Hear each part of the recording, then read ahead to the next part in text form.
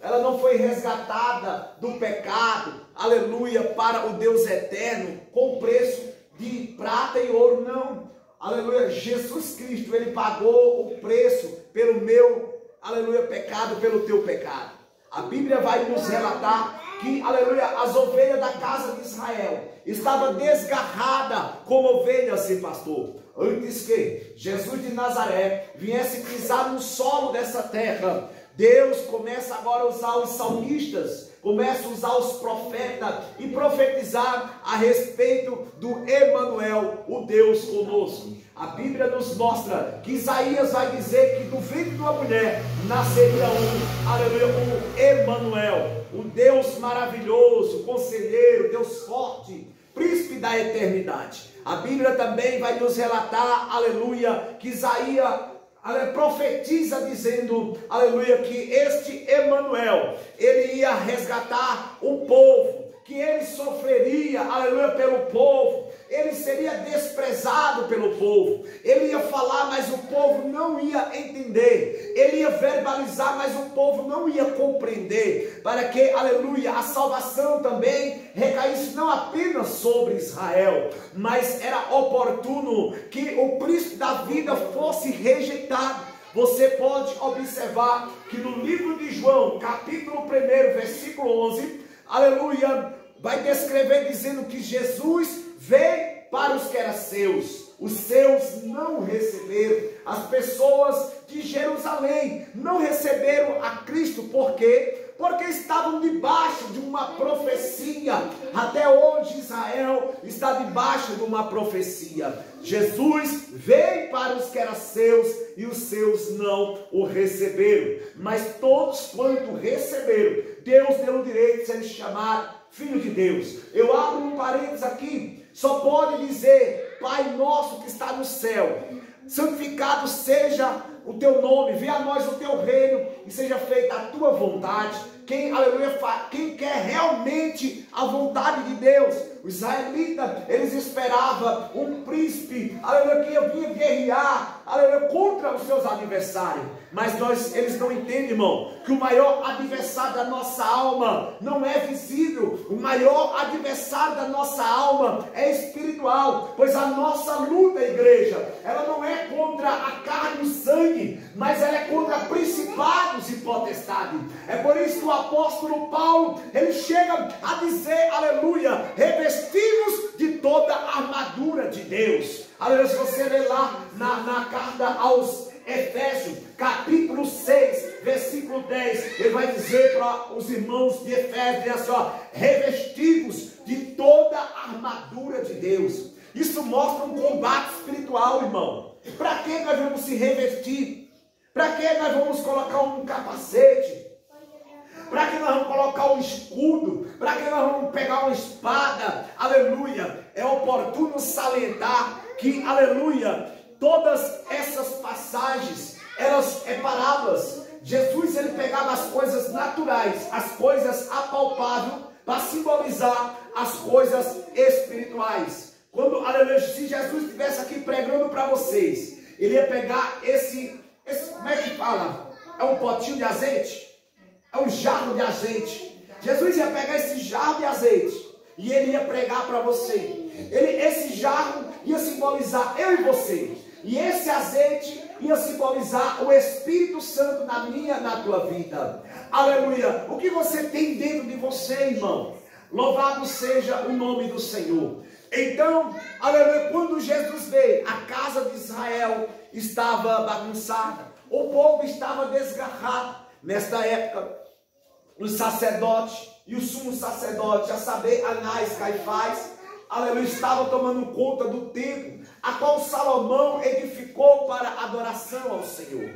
Mas antes que, irmã, aleluia, Deus enviasse o seu filho, Deus preparou o império, irmão. A Bíblia diz que o Império Romano, aonde passava, dominava. César dominava aonde passava. Os sacerdotes temeram a espada vermelha, a espada romana. E tributo era tributado para César. Se nós lemos as Escrituras Sagradas, A Bíblia vai dizer que no templo era, aleluia, negociável no templo, politicagem no templo. Se nós observarmos no dia de hoje, não está sendo diferente, irmão. Muitos estão usando o templo, a casa de Deus, para fazer negócio, para negociar. Mas a casa de Deus é casa de oração, irmão. A casa de Deus é casa para glorificar a Deus. Se você vê, aleluia, aqui é lugar de adoração. Porque enquanto a igreja está adorando, Deus está trabalhando. Enquanto a igreja está adorando, Deus está recebendo com cheiro suave, agradável. Deixa eu ver quem vem adorar Jesus de Nazaré. A Bíblia vai dizer, aleluia, que antes que Deus enviasse o seu Filho unigênito a esta terra, a terra estava desgarrada, o povo estava sem pastor, muitas pessoas, irmão, eram desprezadas, principalmente pobres. Se os pobres não tivessem condição de dar uma ovelha aos sacerdotes, de dar dinheiro para os sacerdotes nem olhavam para eles. Se nós observarmos no dia de hoje, é a mesma coisa, o que vale é dinheiro, o que vale é isso, mas para Deus, Deus não vê nem grande nem pequeno, aleluia, na presença dele. Todos nós somos especiais para Deus. E a Bíblia vai dizer que Jesus vai iniciar o seu ministério com 30 anos. Jesus com 30 anos de idade, ele vai agora pregar aos ouvidos de Israel. É oportuno salientar que o seu primo João Batista, ele já estava pregando primeiro, ele já estava preparando o caminho do Senhor, como profetizou Isaías. Alguém chega e fala assim: quem és tu? És tu o Messias? És tu o Cristo? És tu Elias? Quem és tu? Ele falou assim: não. És tu o profeta? Ele falou: também não. E quem és? Para nós dar a resposta o que nos mandaram. Ele falou assim: eu sou a voz que clama no deserto. Ele veio preparar um povo bem disposto para servir ao Senhor.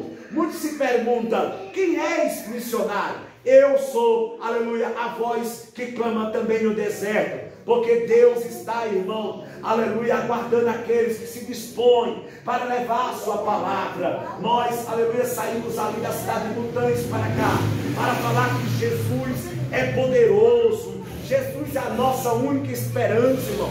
Jesus ainda liberta, Jesus ainda transforma, Jesus ainda cura. Jesus é a esperança desta nação. Nação tal, corrompida, nação entregue ao mal, ao pecado. Mas eu quero lhe dizer, irmão, aleluia, persevera em buscar o Senhor. Como diz Isaías: buscai o Senhor enquanto se pode achar, invocai-o enquanto ele está perto. Nós não nascemos, irmão, simplesmente para trabalhar, para fazer uma família e morrer, não. Nós nascemos num propósito. Nós nascemos para adorar o nosso Deus. Nós nascemos para viver bem, irmão. Mas o pecado nos afastou de Deus. Mas eu quero dizer que Deus é o alfa, Deus ômega, Deus é o princípio e o fim, Ele é o Deus onisciente. Antes de tudo, Deus é, irmão. Deus é o Deus onipresente, Ele está aqui, Ele está em todos os lugares ao mesmo tempo. E Deus é o Deus onipotente, Ele tem todo o poder. A Bíblia vai dizer que quando Jesus iniciou o seu ministério, aleluia, Ele não fazia acepção de pessoa, porque muitos só queriam pregar para os ricos, muitos só queriam elogiar os ricos, muitos só queriam abraçar os ricos, e os pobres, aleijados, mancos, leprosos, era desprezado. Os religiosos não olhavam para pobre, a palavra não era pronunciada para pobre. Quem sabia disso, irmão?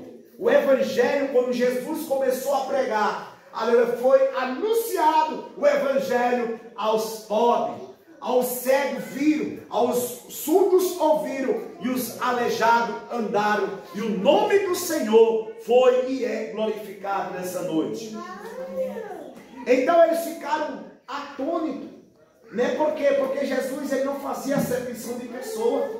Jesus, olha o que diz aí em Lucas capítulo 15: e chegava-se todos os publicanos e pecadores para ouvir. Os fariseus e escribas começaram a murmurar. Assim, como é que ele está pregando para esse povo?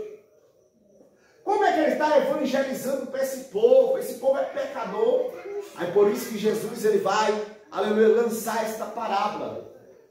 dizendo, aleluia, sobre as 100 ovelhas, se uma se perder, ele deixaria, o bom pastor deixaria as 99 no deserto e ia, aleluia, buscar a perdida. Jesus estava falando, irmão, das ovelhas perdidas, do povo que estava distanciado do Senhor, que era importante. E ele vai assim, ó, e achando a ovelha, convoca vizinho, família, para se alegrar. Se alegra, irmão, com aquela ovelha perdida, que é uma pessoa, irmão, simboliza uma alma. Uma alma vale mais do que o mundo inteiro, igreja. Jesus ainda conta a parábola também da dracma, né? Aleluia. Qual a mulher que tendo 10 dracmas, se perdendo uma dracma, não acende a candeia e vai à casa buscar diligentemente até achar. E achando, convoca as amigas, vizinhas, dizendo, alegrai-vos comigo, porque já achei a dracma perdida. Assim vos digo que há alegria diante dos anjos de Deus por um pecador que se arrepende. Irmão, Deus não está preocupado com postura, Deus não está preocupado com status, se a pessoa é poliglota, se a pessoa, aleluia, não sabe falar, se a pessoa é doutor. Não, irmão, Deus está preocupado é com a minha alma, é com a tua alma. A tua alma é preciosa. Amém, irmão? Amém. Você acredita que Jesus de Nazaré, ele fazendo a obra um dia, Jesus falou ao seu discípulo, ó, vocês descem, depois eu vou ao encontro de vocês. Vocês descem, vão ficar aqui nesse poço. Havia um poço que Jacó tinha andado. E a Bíblia diz, olha bem, olha como Jesus usou estratégia. Como os discípulos também tinham aquele ego de religiosidade, igreja. Jesus sabia que aqueles discípulos de Nazaré falou assim, dá um pouco de beber. Jesus só esperava uma oportunidade para pregar para aquela mulher também. Jesus não era como um religioso. Quem olhasse para aquela mulher, irmão, jamais ia ter um diálogo com aquela mulher. Quem olhasse para aquela mulher, ela podia até ser apedrejada. Mas Jesus, ele não vê como nós vemos. Jesus não olha para mim, para você, como o homem vê.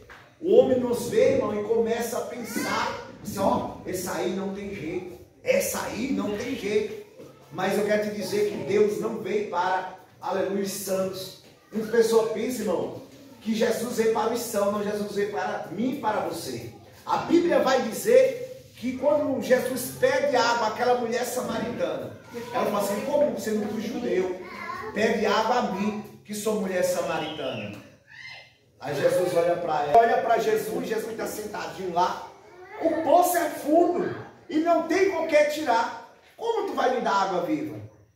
Aí falou assim, Jesus falou para ela, aquele que beber desta água, tornará a ter sede.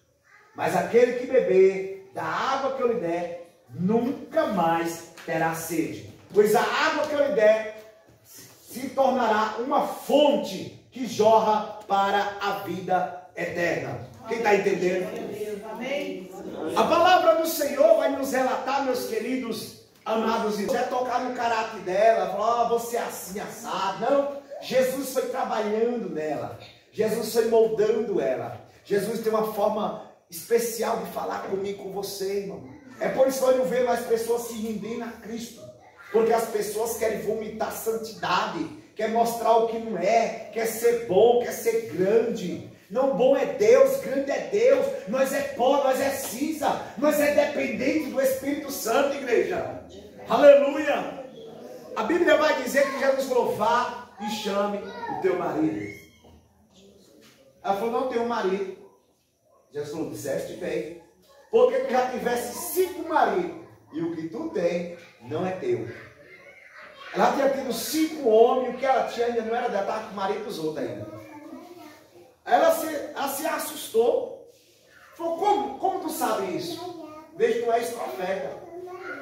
Mas está escrito que é em Jerusalém o lugar onde nós devemos adorar. Jesus olha para ela assim, nem nesse monte, nem em Jerusalém adorareis. Vocês adoram o que não sabem, nós adoramos sabemos. Mas a hora vem, e é agora, que os verdadeiros adoradores adorarão o Pai em espírito e também em verdade. Ela falou assim, ó, quando o Messias vir, fará coisas maiores. Jesus falou, eu sou, eu falo contigo. Se nós observarmos, Jesus não se revelou totalmente a Jerusalém. Mas para esta mulher pecadora, Jesus falou, eu sou, eu falo contigo. Ele falou assim, eu sou o Messias, eu falo contigo. Você está entendendo? Amém. Deus ocupou as coisas espirituais aos grandes. Deus se oculta, irmão, aos soberbos. Aleluia.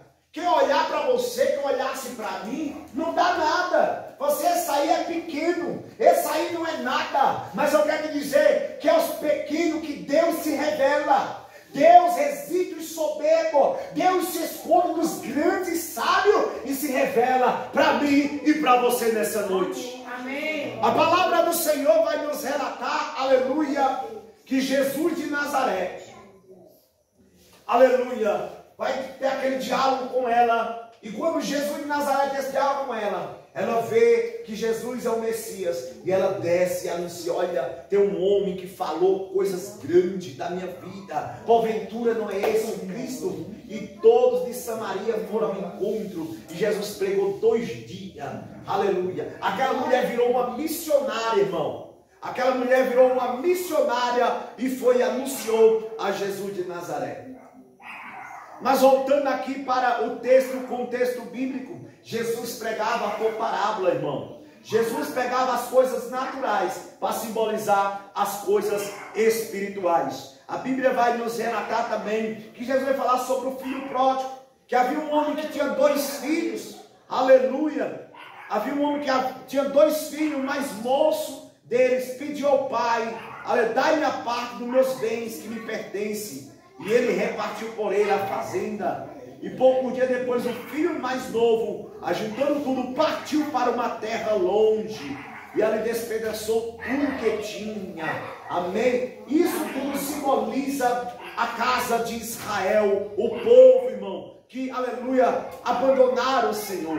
Muitas pessoas não querem saber do Senhor. A gente convida, mas o povo prefere, aleluia, o WhatsApp, prefere a bebida, prefere a droga. Mas tudo isso é momentâneo, igreja. Tudo isso vai passar. As pessoas estão pensando, aleluia, que vai demorar, irmão. A duração naquela época era de 70 anos. Imagina no dia de hoje, com tantas doenças, com tantas pragas. Irmão, nós estamos em contagem regressiva. Jesus está voltando, igreja. Jesus de Nazaré, ele está voltando. E como está a tua vida? Se o Senhor recolher, se o teu fôlego de vida acabar, irmão, como está a tua vida na presença de Deus?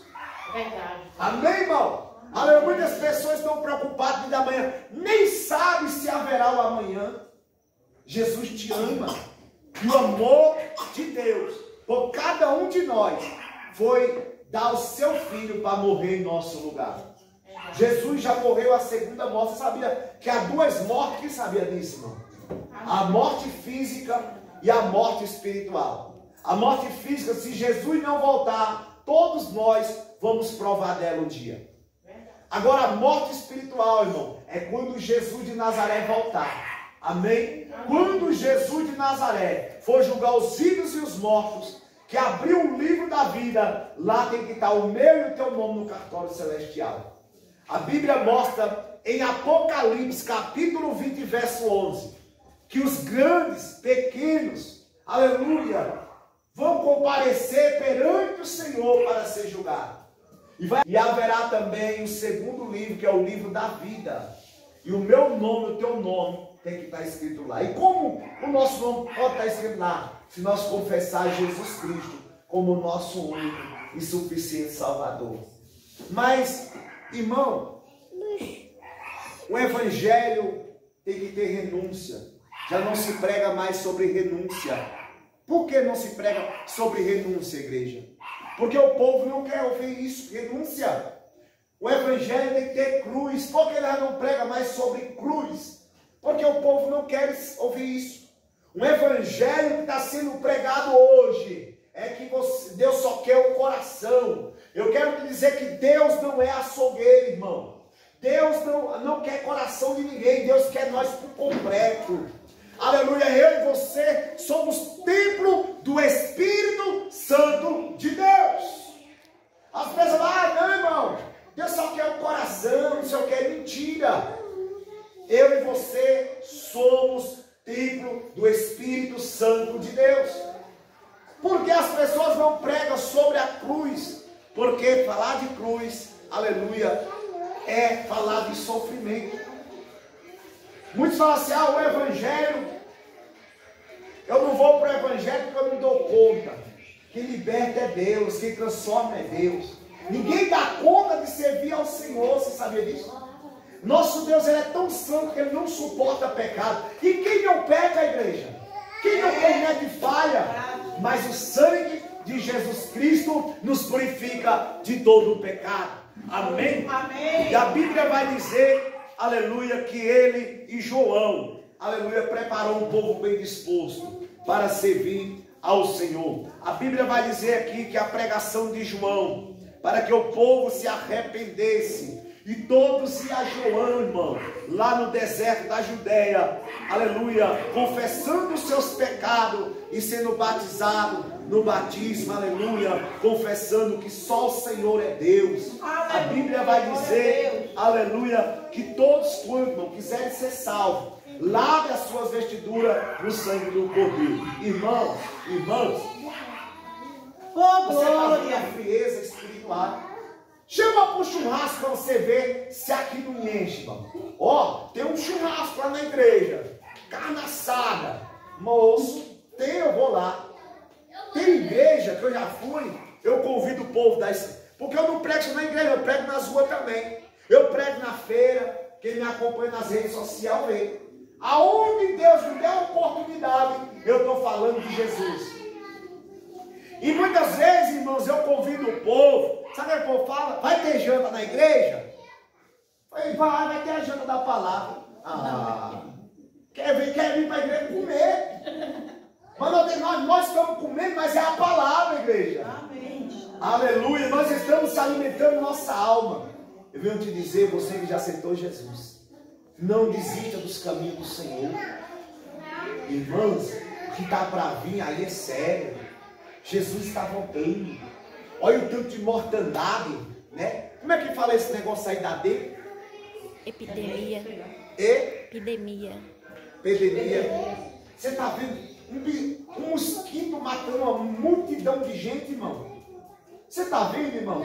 Você viu o Covid, irmão?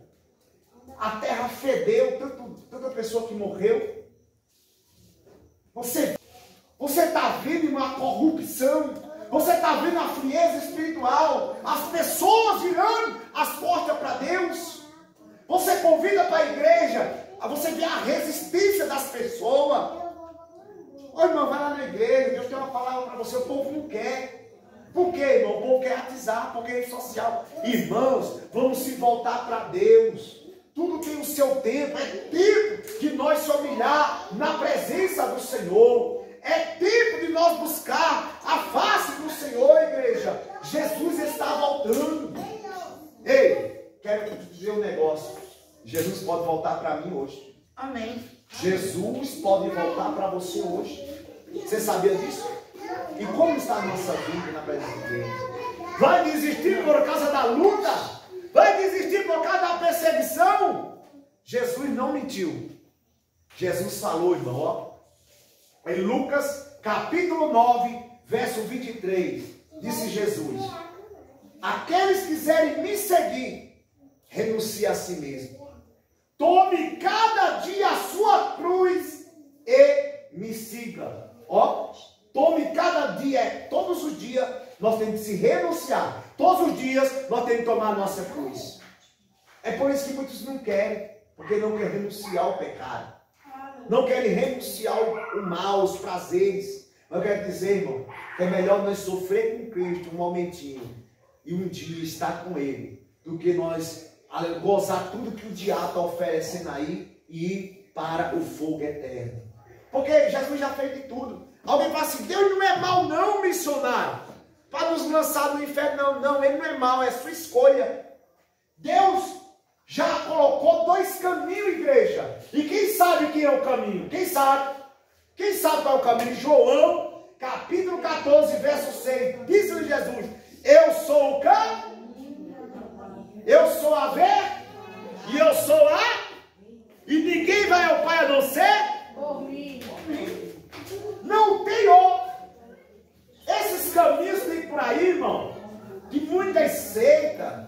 É homem adorando macaco, é homem adorando Buda, é homem adorando vaca, é homem adorando imagem, adorando Deus feito por mão de homem. Isso é tudo caminho que leva à perdição. Isso é tudo engano do diabo. Nós não podemos contemplar Deus com nossos olhos carnais, mas com nossos olhos espirituais. Pela nossa fé, Ele habita no nosso meio.